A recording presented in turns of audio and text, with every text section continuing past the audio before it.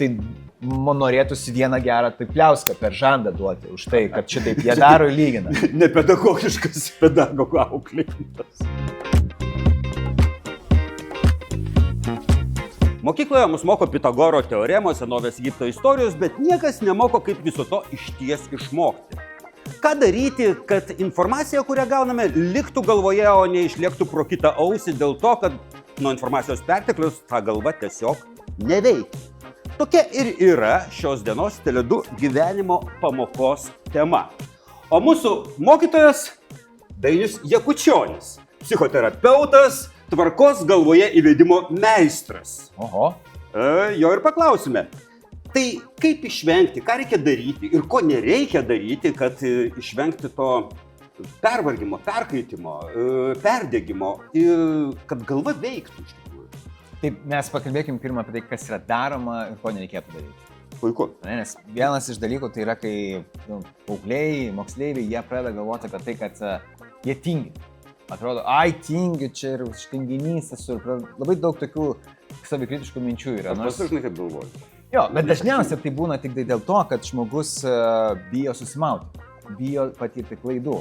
Ir tada užsisuka toksai ratas. Jisai per daug galvoja apie tai, kad čia reikia labai pasistengti, aš turiu labai gerai padaryti, tada jis įsigąsta ir tada pradeda atidėlioti. Perfekcionizmas tam tikras. Yra tam tikras perfekcionizmas, kuris susijęs su aukštais standartais.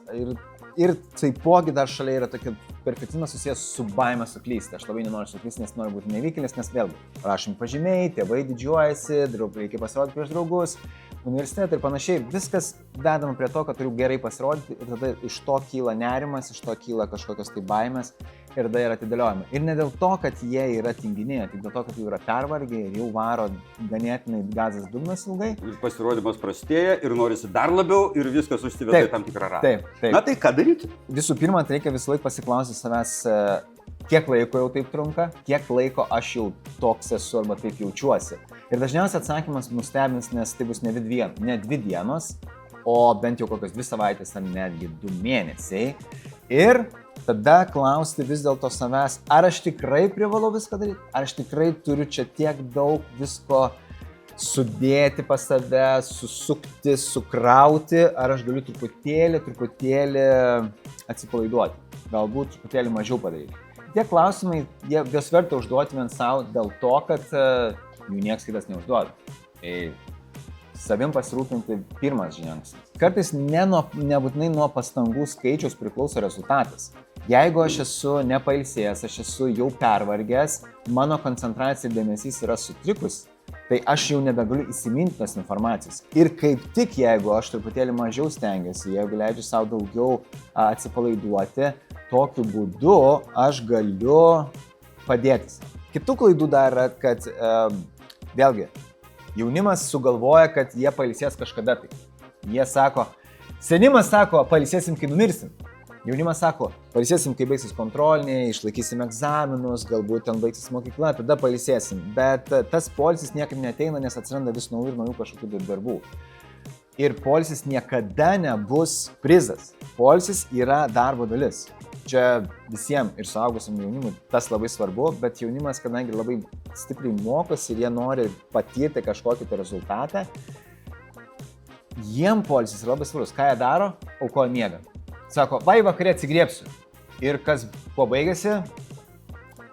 2 valandos prie telefono.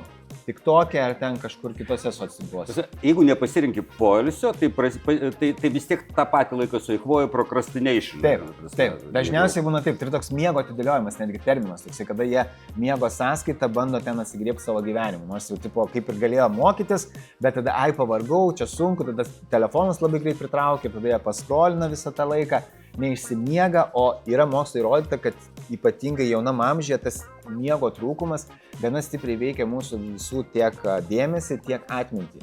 Vėlgi, patarimas labai paprastas.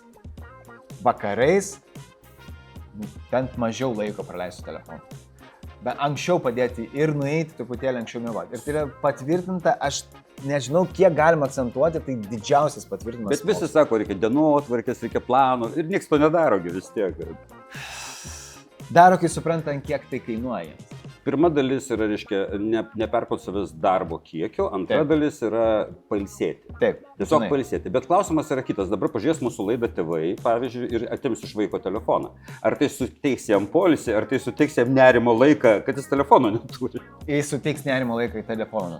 Taip. Jeigu tėvai pažiūrės, tai visų pirma, jie turi tartis ir kalbėti su vaiku. Trečia klaida yra tai, kad jaunimas, moksleiviai, jie tyli. Jie nesako apie savo problemas, jie nenori dalintis. Ir kur tada atsitinka toks keistas paradoksas, kad kadangi visi tyli, tai atrodo, kad visiems yra gerai, nes niekas apie tai nekalba.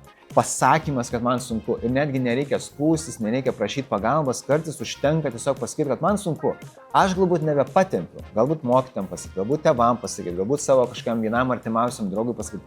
Aš nebepatempiu, man reikėtų poilsio. Kad jis atsiranda lyginamoji dalis, reiškia, sakys, o kodėl kiti patempia, tu nepatempi, tai tu kažkuo prastesnis už kitus. Tai jeigu tėvai taip daro, tai man norėtųsi vieną gerą taip pliauską per žandą duoti už tai, kad šitaip jie daro ir lygina. Nepedagogiškas pedagogų auklėjimas. Bet čia tėvų auklėjimas.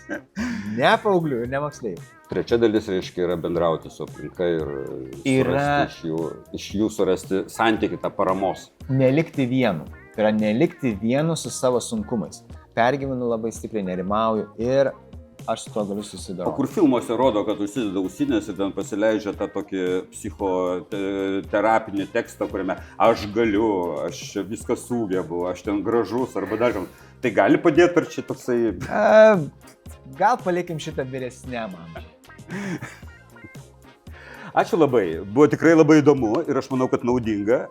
Pasilsėkite ir pasidalinkite su artimiausiais žmonėms, jeigu atsiranda kažkaip problemų, rasite sprendimą, nes tikriausiai tai svarbiausia dalykai. Svarbiausia nelikti vienu.